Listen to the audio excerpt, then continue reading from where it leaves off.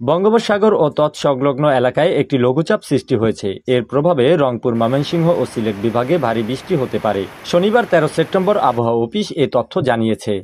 আবহাওয়া পূর্বাভাসে বলা হয়েছে, পশ্চিম মধ্য বঙ্গোপসাগর ও তৎসংলগ্ন উত্তর পশ্চিম বঙ্গোপসাগর এলাকায় লঘুচাপটি অবস্থান করছে। মৌসুমী বায়ু ভারতের রাজস্থান, হারিয়ানা, উত্তরপ্রদেশ, মধ্যপ্রদেশ, উড়িষ্যা লঘুচাপের কেন্দ্রস্থল ও বাংলাদেশের দক্ষিণাঞ্চল হয়ে আসাম পর্যন্ত বিস্তৃত রয়েছে। এর একটি বর্ধিতাংশ উত্তর বঙ্গোপসাগর পর্যন্ত বিস্তৃত।